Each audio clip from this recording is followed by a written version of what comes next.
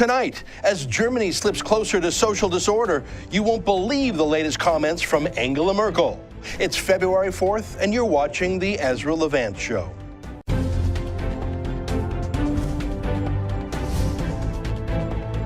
Why should others go to jail when you're the biggest carbon consumer I know? There's 8,500 customers here, and you won't give them an answer. You come here once a year with a sign, and you feel morally superior.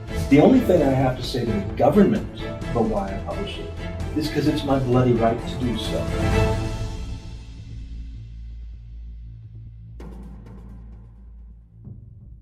The mass migration of young, single, military-aged Muslim men into Europe is a disaster, and nowhere more so than in Germany, where Angela Merkel, who has no children in real life, has the new nickname Mutter Merkel, which means Mother Merkel. There's something psychologically perverse going on here. A chancellor of Germany with no personal future, no stake in Germany's future, who has chosen to adopt millions, all of whom happen to be young Muslim men. Many Germans have psychological issues, a deep self-hatred, a Selbsthass, unresolved issues from Nazism in their country 75 years ago. It's not just Merkel, of course. Her predecessor, Gerhard Schroeder, had no kids either. Both tried to denaturalize Germany and blend it into Europe, and then to blend Muslim Turkey into greater Europe. German self-loathing is one thing. Most Western liberal democracies suffer from a form of it, but Germany more so than any other. Suicide is a crime as well as a moral sin. But what do you call it when you yourself insist on living, but you choose to end your line, en masse, terminate your entire nation? Well, you call it Germany, that now has the lowest birth rate in the world. This is not the result of a medical problem. It is a psychological problem, a cultural problem. The word nation is related to the words nature and natal, which mean birth and renewal and life. Merkel literally despises Germany's Germanness, as you can see in this bizarre video we just played there. Her treatment of her own country's flag that she throws away when handed it, as if it were poisonous. Oddly, her population reduction plan only applies to ethnic Germans and other Europeans that she is flooding with her new surrogate children. She loves the streaming hordes of young, overwhelmingly Muslim men from Syria, but also from Turkey and Iraq and Somalia and North Africa, and really any Muslim who wants to come in. They are not refugees by any stretch of the definition. They are migrants, but even that doesn't properly describe who they are. They are an army of young men with all that means. They're full of testosterone, which means fighting and sex. Male instincts that have been restrained in the West by cultural concepts like the rule of law and chivalry towards women, and frankly, the self-imposed customs and obligations that come with Western citizenship in a liberal society. But Merkel has destroyed those and invited in people who believe in Sharia law and what comes with that, namely that secular law is not to be obeyed and infidel women are theologically dirty, so they can be physically abused with impunity. Thus, the mass rapes across Europe on New Year's Eve. Now, surely that bothers Merkel. Surely, as the first woman chancellor, the irony cannot have escaped her that she, a woman, has brought rape and fear to German women unseen since the Soviet Red Army raped its way to Berlin to avenge Stalingrad. Look at how tired she looks, worn out, distracted, stressed, even captured in her official Time magazine Person of the Year cover. Surely she cannot be blind to the crime and carnage that has wrecked her country, the street battles. She is an avowed anti-Nazi, of course, or at least against Nazis of the white variety. She hides her eyes from the Nazi-like anti-Semitism and street gangs that have come with Germany's new residents, though. Merkel's an anti-Nazi, but surely she cannot help but to notice that her reckless policies and her marginalization of anyone who wants a more moderate approach to immigration and Islam, that it is she and her policies who have in fact provided a rebirth to Nazism and white nationalism, as Germans realize that the authorities, the police, the politicians, the press, civil society, they won't help. They will only demonize victims of Muslim aggression as racists. They will put political correctness above the safety of German women. If Merkel has no help for raped German women, if Merkel won't stop the mobs of Muslim men, there are other less savory sorts who will step up and fight, street gang to street gang. Angela Merkel is the Mutter of a neo-Nazi rebirth too. Well, look, not everyone wants to use the German nation as a personal psychotherapy experiment, and even many fellow liberals draw the line at emotional self-loathing as opposed to mass rapes and violence. So some of Merkel's own party members are starting to press her to stop this madness. So last week, she made an announcement. She will continue to let in young Muslim men by the million. She will continue to have open borders, no vetting, first come, first served, survival of the fittest, no language skills, no job skills, no cultural skills, no acceptance of Germany's customs. She'll keep all that. Her concession was to announce that these millions of Muslims, they'll have to go home after the wars are over. Seriously. Well, I guess the first point would be who? Germany has just lost track of 600,000 of these latest Muslim migrants. No clue where they are. They could be in Germany. They could be somewhere else. So good luck with those 600,000. But what about the other millions? So after welcoming them to Germany unconditionally and telling them that they are her children and they belong to Germany, that's her phrase, now she's just expecting that they'll pick up and leave. Her and what army? But of course, she doesn't mean it. It doesn't even make sense. When the wars are over, they'll go home. Wars in Muslim countries, they never end. They are in a constant struggle against each other or against themselves or dictators against their own populations. What would it even mean for the war to be over in Afghanistan or Somalia? And that's another point. Many of the Muslim migrants in Germany are not from Syria. They just said they were to get in unconditionally. They're from 24 different Muslim countries. They're from Turkey. The Muslim rapists in Cologne on New Year's Eve were predominantly from North Africa, places like Morocco and Tunisia and Algeria. What war is Merkel talking about there? Look, she doesn't mean it. She's troubled. She's stressed. You saw those pictures of her. Surely she sees she's ruining her country, dividing her country, radicalizing her country, bringing violence to it and fear. She's just saying this to buy time, but doesn't she know the war she's talking about? It's not just in Syria now. It's not just over there now. The war, why, Angela Merkel has brought the war into the heart of Germany. That's where the war is now. She's the one who opened the gates to the invaders. Stay with us for more.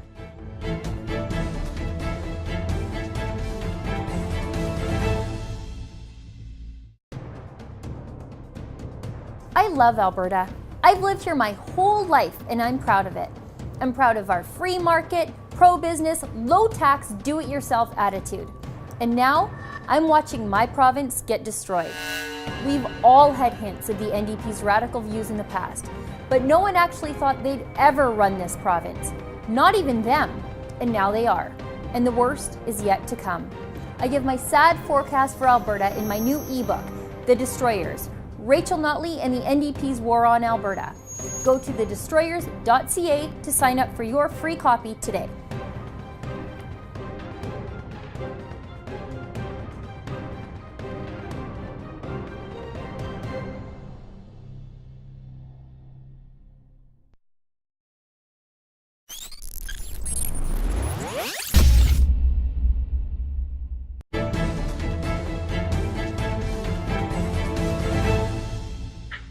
Welcome back to the program. One of the things that motivates me here at The Rebel, but also frustrates me, is how few media outlets cover the truly dangerous issues of our time. That's why I focused on the story of Roosh V yesterday, is because all this mania and panic and moral outrage over a harmless blogger is so obviously a sublimation, in my view, of people who are afraid to say anything about real mass rapes and sexual assaults going on across Europe. I can find no other explanation for why the same social justice warriors who are on high alert over a blogger are silent about mass rapes in Europe. And joining me now is one of the few people I look to on a daily basis for the kind of news I can't find anywhere else. His name is Oliver Lane, and he's an editor at Breitbart London. He joins us now via Skype. Oliver, what a pleasure to meet you.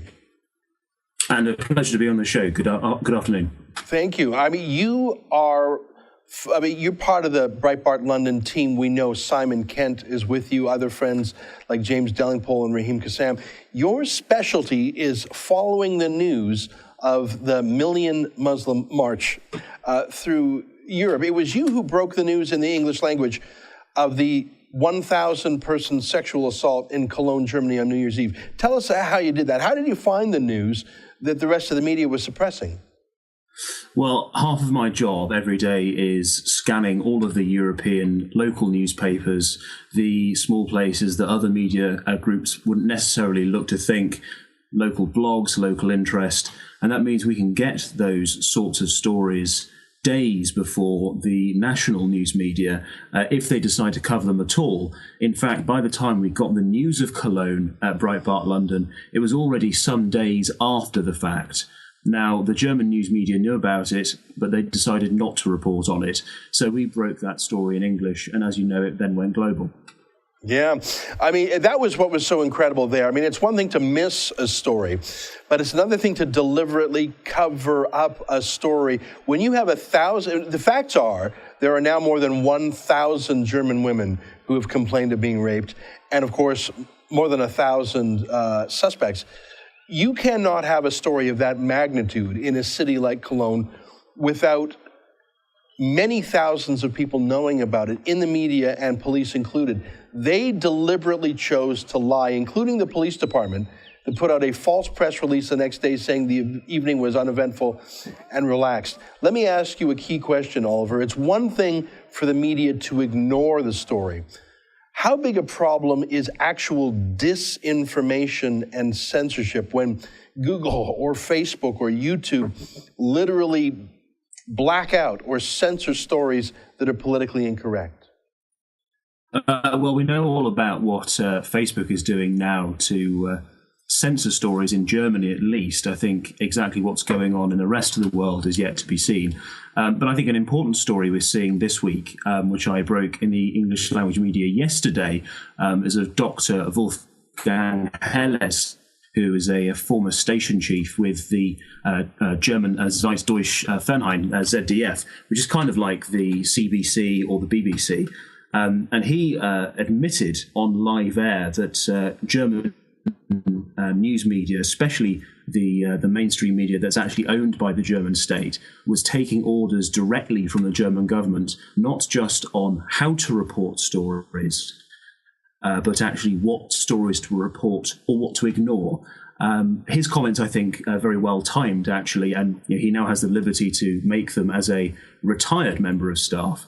But this is coming just 3 weeks after the same station, ZDF, was forced to make a grovelling apology to the German people for completely ignoring the Cologne rape story. Mm-hmm. Now, you are breaking these stories, and I can only imagine the amount of traffic you're getting simply because people crave the truth. And, I wonder how the mainstream media, or what I sometimes call the media party, people who are conducting themselves as if they're a political entity, a campaign group themselves, how have the mainstream media responded to Breitbart in particular, and you and your focus on the Muslim migrants? Have you been disparaged? Have you been marginalized? Have you been copied? What do the leading papers of London do about you? Well, I think it's clear to say that the mainstream media in the UK really don't know what to say about Breitbart.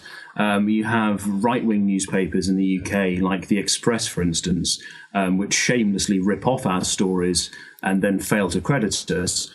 Of course, they put in the credits 2 days later on their online coverage once we've emailed them and said, actually, you've lifted word for word our coverage, just copy and pasted whole paragraphs for your own newspaper.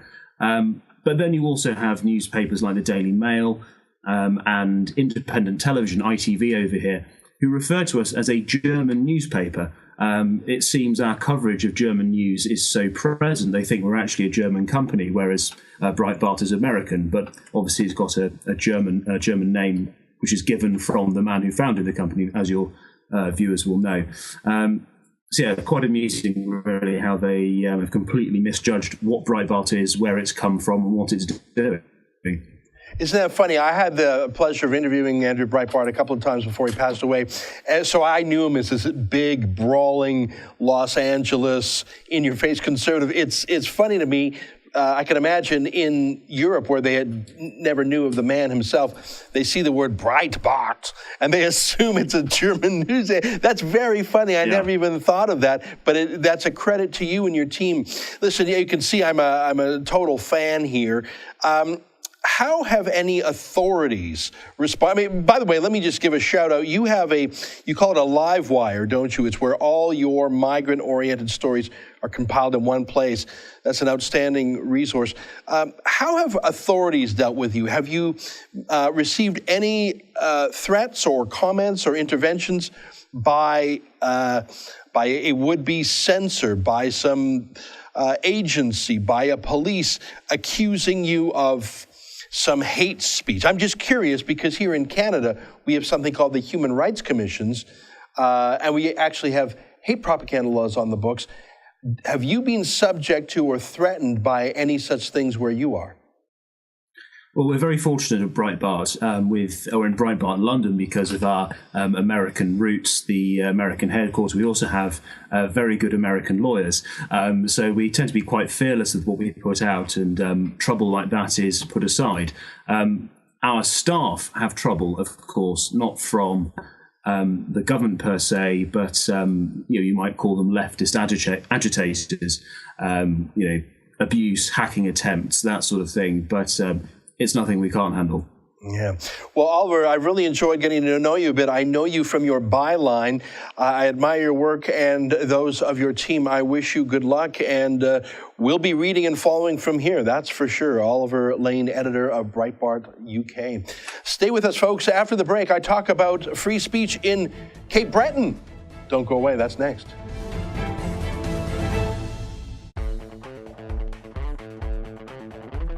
Looking for the perfect gift? Did you know the Rebel.media has a store? Make a statement with a t-shirt. Have your morning coffee in a Fearless Travel coffee mug. There's even an Ezra Levant bobblehead. It's a one-stop shop for the perfect gift. And don't forget to pick up something for yourself. Go to therebel.media/store to find out more.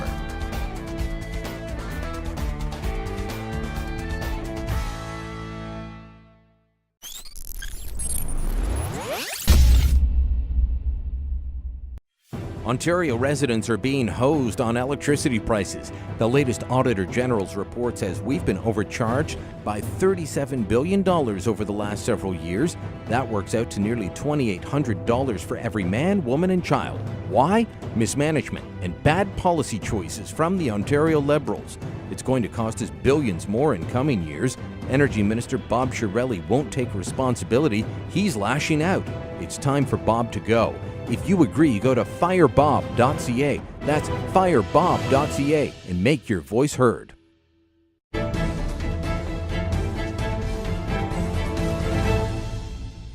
Welcome back to the program. Is freedom of speech under attack? Well, of course it is. It always is, and most of the time in the name of do-goodery. People trying to solve some genuine problem, but they throw out the freedom baby with the bathwater. Well, joining us now via Skype from Cape Breton University is the Students' Union out there, Brandon Ellis. Welcome to the show. Nice to meet you.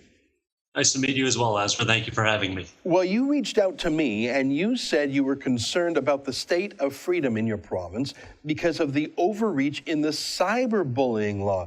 Now, anyone who cares about freedom of speech is a friend of mine, but I gotta say, before we get into the subject matter of our discussion today, I find it unfortunately rare to see a student union leader who cares about freedom of speech. In my anecdotal observation, many student union leaders are for the forces of political correctness and social justice, and they put freedom of speech much lower down in the hierarchy. Tell me a little bit about yourself and why you love freedom and why you reached out to me. Well, I believe in the Constitution here in Canada. I believe in the Charter of Rights, and I've reached out because I feel that some of our rights here in Atlantic Canada have been violated with the recent cyberbullying legislation. I completely agree with you that a lot of student leaders are unfortunately on the side of political correctness, and my good friends at the Canadian Federation of Students typically lead the charge with that. Fortunately, though, I've taken a more pragmatic approach to my education here at Cape Breton University, and my education as a student leader as well. I know there's not just one side to everything. I tell you the truth, Ezra, I spend quite a bit of time watching Rebel Media videos, and Lauren Southern in particular. I find she's the great. work that she's doing is really good in the name of free speech, and she's doing a lot of positive work on university campuses as well. So I'm a big fan and big supporter of free speech overall. Well, that's amazing. I tell you, I have never heard those words spoken by a student leader before. So this is a rare day for me, and I thank you for your kind words. Let's move on to the substance of what you contacted me about. Listen, the case of Rehtaeh Parsons was shocking and tragic and infuriating, and that's that. In the name of fixing a problem, in the name of healing some hurt, censorship laws can come forward. And in this case, cyberbullying. I mean, who could be against banning cyberbullying? But when you try and define it, you're really building a censorship law. Can you bring me up to speed, Brandon, about someone in your community who has been targeted by this cyberbullying law? You sent me the case, but I know you know it better than me. Can you describe it for our viewers? Yeah, and I only know so much of it as well. But essentially, a friend of mine, a neighbor of mine, has had his freedom of speech greatly limited by the powers of the province. He was dismissed from his position of work for trying to unionize, ironically, and they let him go, and he decided to take his frustrations to social media with respect to why he was let go, some of the unsafe working conditions at that particular employer, and he was all, for intents and purposes, a whistleblower. And he took to Twitter, he took to Facebook, any means of social media that he could find. And before he knew it, he had representatives from the province knocking on his door, looking to speak with him and greatly discouraging him from expressing his beliefs. They knocked on his parents' door and tried to intimidate them as well. And unfortunately, his father ended up passing away a week later after the cyber scan unit ended up visiting his parents. The level of harassment that this individual has faced has been a borderline criminal, in my opinion, and has been greatly limiting to free speech.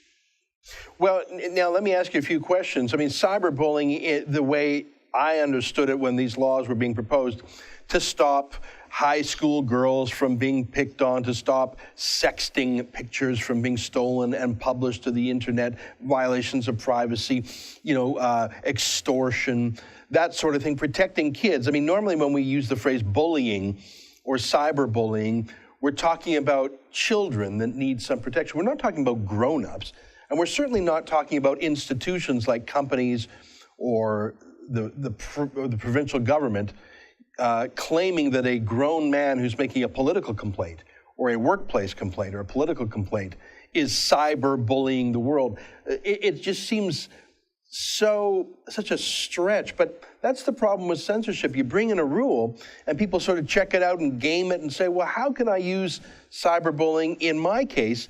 And you have police or prosecutors or activists whose living depends on stretching the law so they can stay busy. You haven't said the name of this person, and I don't know if there's a reason for that, but the way you've described it, and you sent me some more details on the case, is that this is a regular dispute where people can disagree, but instead of dealing with the substance of it, the government is going to clam him up. It's just so obviously an abuse. Is anyone coming to his aid?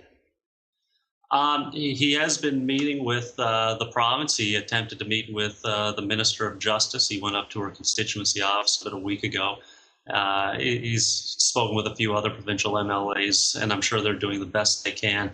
And Ezra, he has fully given me permission to say his name. His name is Rob Romard, so I encourage any of your viewers to check him out. He is very, very strong in his political beliefs. He believes in holding government accountable, and I really hope that the province takes a better look at this and takes a better look at what the Justice Department is doing. I feel that they've crossed the line on several levels. And I also agree with the Supreme Court of Nova Scotia when they said that this legislation was a colossal failure. I believe it is a colossal failure, and it's an injustice to free speech. I think Mr. Romard would greatly agree as well. Well, listen, I'm glad you reached out. It's so encouraging to me to find a student leader who cares about freedom and is as articulate about it and brave. I mean, it's not even the articulateness. It's the fact that you dare say these things. I hope you're not punished by anyone for daring to come on our show. Well, you've given our viewers a bit of a tantalizing brief about this case. I'm going to immerse myself in the subject some more and maybe reach out to the censored person himself. It's not even the subject matter that's of interest to me, whether or not he wanted to unionize or what his politics are. That's irrelevant because, as they say, freedom of speech is the gift you have to give your opponent if you want it for yourself. And nothing terrifies me more than government knocking on your door because you've written something. Last word to you, Brandon. Do you think freedom of speech is on the march? Do you think tools like Twitter and Facebook and other technologies have given us more freedom of speech? Or do you think just as fast as those have grown, the state has grown in its tools to censor? And the fact that we're concentrated in a few social media platforms, Google, Facebook, Twitter, makes us more vulnerable to being cut off, because if you're banned, you're banned. Are you an optimist or a pessimist? It's hard to say. On a university campus, I'm very fortunate that Cape Breton University has great freedom of speech practices. I know we've taken some heat from the JCCF in the past, but I've never ever felt censored here on campus. Our school newspaper is moving to be independent as well, and we as a students' union are supporting that. But when I look at some of my counterparts at other universities, particularly CFS schools, I noticed that the censorship of free speech is very prevalent there. Yeah. And that opinions are silenced, and alternate views that aren't as popular are not welcome. Yeah. However, I am an optimist. I would like to see free speech, and I think there's something to be said for people like you or people like the JCCF, for example, that hold certain institutions accountable. I think we need to be more accountable, and we need to encourage freedom of speech as opposed to limiting it. And that's what a university campus is supposed to be about. It's supposed to be about encouraging academics and creativity and freedom of thought. Yeah, right on. Well, Brandon, I tell you, I could talk to you all day about these things. It's so refreshing to hear. I hope to make it out to Cape Breton myself one day. That's part of Canada I have not been to. I get the feeling it's beautiful. And the way you're talking is making me a fan of Cape Breton University. I'll tell you that right now. I hope this is not the last time we talk. I'll look further into the case you described. And you're such an articulate voice for freedom on campus. I hope you become a regular correspondent with us. If there's anything that crosses your desk that you think the rest of the rebel nation should hear about, consider this a standing invitation to come back on the show. Thank you very much, Ezra. It's been a pleasure. Right on. Nice to meet you. Stay with us, folks. After the break, your viewer feedback.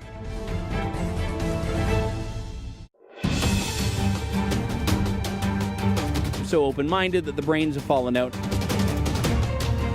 What's the point that you're making?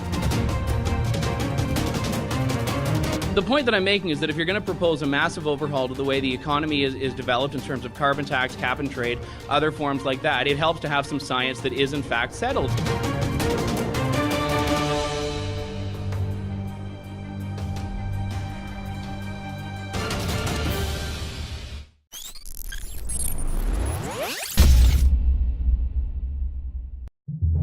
We've heard you loud and clear. You can't get enough Canadian conservative news and opinion.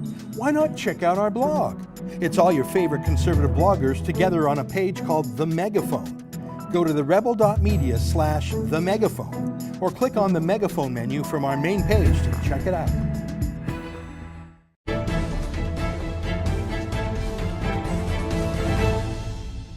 Welcome back. My favorite part of the show is viewer feedback.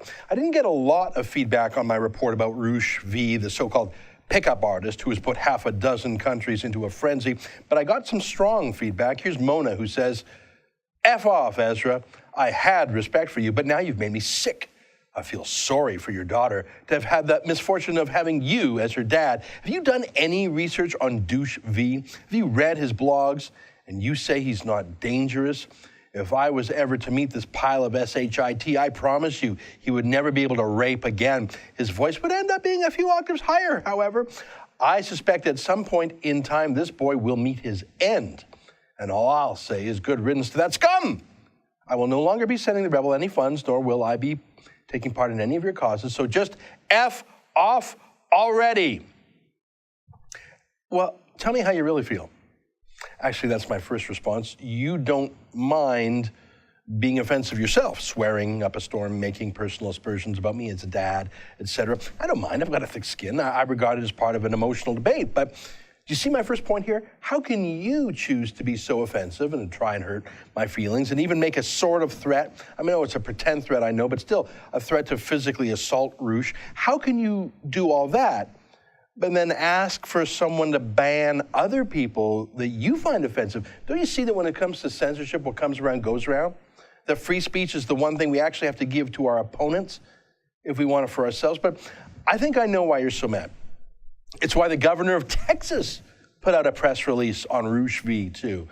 If you can believe it, it's just incredible to me. Now, hundreds of politicians and journalists have all joined this big conga line denouncing Roosh as pro-rape.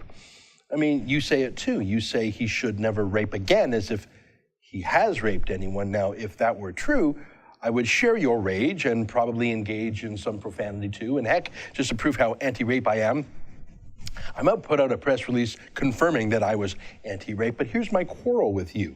You ask me if I've done my research on Roosh, and I have.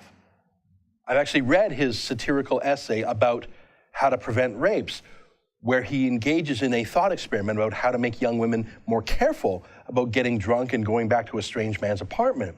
His thought experiment was the best way to scare away women from such risky hookup culture behavior would be to tell them that rape was legal on private property so they wouldn't go back to rooms with strange men. It was a dumb essay, not written particularly well, but it was clearly a satire in the vein of Jonathan Swift's essay called A Modest Proposal, where Swift suggested that we eat poor people, to solve two problems at once.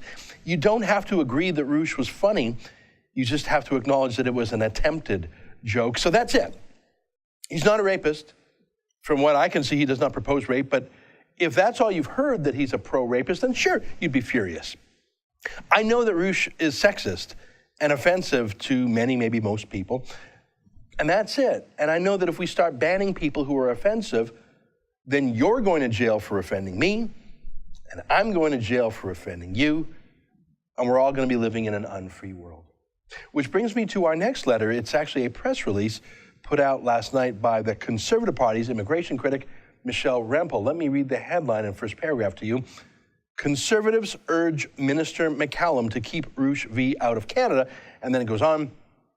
Today, Michelle Rempel, immigration, refugees, and citizenship critic, called upon the government to keep Canadian women safe and use ministerial discretion, such as the negative discretion authority, to deny Dariush Valizadeh entry into Canada. Quote, his message is completely counter to Canadian values of gender equality and support for women's rights, unquote.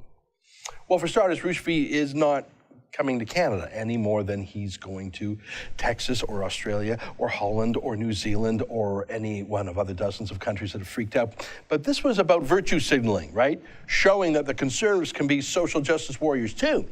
Now, again, I would agree if there really was a rapist or even someone saying he was going to commit a rape or promoting rape, I would agree if that's who was planning to come here. But I think that someone in the Conservative Party's research department might have actually just Googled for a minute to check who Roosh V was and realized he wasn't a rapist, because the rationale offered in Rempel's press release was that Roosh has a message that is counter to Canadian values of women's rights. So two things here.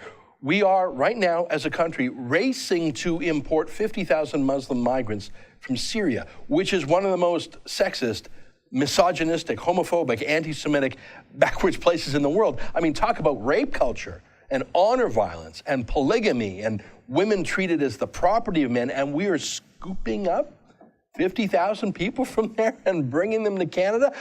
So where's the vetting of them and their sexism? I mean, they would make Roosh look like Gloria Steinem by comparison. And that gets to my point yesterday about all the passionate concern over this one internet troll, Roosh V, is just sublimated concern for the rape of Europe that politicians and the media are too cowardly to criticize when it really counts. But my second point in response to Michelle Reppo's note is that I say this as a free speech advocate. What's the Conservative government doing asking the Trudeau Liberals to expand their power to say yes or no to visitors to Canada based on political views? Are you insane? Do you think it will only be sexist bloggers in the future? Do you doubt that Conservatives will be on the Liberal hit list? Maybe our friends Pamela Geller or Robert Spencer or Daniel Pipes or Geert Wilders from Holland, or maybe the surviving staff of Charlie Hebdo. I mean, do you really want to give a government where Omar Al-Jabra, the former president of the anti-Semitic Canadian Arab Federation, where he's the parliamentary secretary in charge of our foreign consulates, do you really want to give that guy discretion to block visitors to Canada based on politics? I'm embarrassed for the Conservative Party. This isn't about Roosh V. I don't care about him. This is about freedom of speech, the right to be offensive, the freedom to travel without harassment by busybody politicians. We've invited Michelle Rempel on the show to talk about this press release. I'll let you know if she accepts our invitation. I'm a bit skeptical. Okay, change the subject. Yesterday we announced a contest to scold the scolds. As in, Alberta launched a new nanny state initiative to scold people who keep their cell phones on their laps while they're driving. They call the campaign Crotches Kill. And Alberta's NDP thinks that's a good use of taxpayers' dollars to run this whole campaign. Now, I am all for traffic safety, of course I am, but what bugs me here is that this is just so fake. I mean, all the people who were posing for this campaign saying don't use your cell phone, all these nanny staters, they're the worst offenders. So yesterday we devised a contest. If you can spot a police officer or a provincial MLA using their phone while driving, send it to us at tips@therebel.media. And if it's a real picture and if it's exclusive and you took it, we'll pay you a bounty up to $250 if you catch the Premier's limo driver using his phone. Well, just a few hours after we released that video, we had our first entry. It was sent in by Nick, who writes, "Highway sheriffs of Sherwood Park, more like bikers with badges." And Nick sent this picture, and indeed that is an Alberta sheriff talking on his phone while driving. It also looks like he's been picking up his dry cleaning too. Now, Nick, I certainly wouldn't go so far as to call that police officer a gang. That's not fair. But it is fair to point out when the nannies of the nanny state aren't following their own rules. So I'm going to cut you a check for $50, which is our bounty for pictures of police who are using their phones in their cars. Remember, folks, if you can find an MLA or a big city mayor, or even a small city mayor, that's $100. And $250 if you catch the transport minister or the premier. You could just sit there at the legislature and take pictures. You could make $1,000. Now, I am all for traffic safety. I just know that these posers who are nagging the rest of us, they really aren't for traffic safety, are they? Hey, that's our show for today. I hope you enjoyed watching it. What do you think about my talk about Angela Merkel? Don't you think it's odd that Germany, with the lowest birth rate in the world, whose Chancellor, Angela Merkel, has no kids, the last Chancellor, Gerhard Schröder, has no kids, they're bringing in a psychological replacement of 1 million Muslim men, and it's a disaster, and they know it, and they just won't stop it. What do you think of that? Send me a note at Ezra@therebel.media. Tweet me on Twitter, Facebook me, or make your comments below this video. That's it for today's show. I hope you enjoyed it. Tune in tomorrow, and until then, keep fighting for freedom.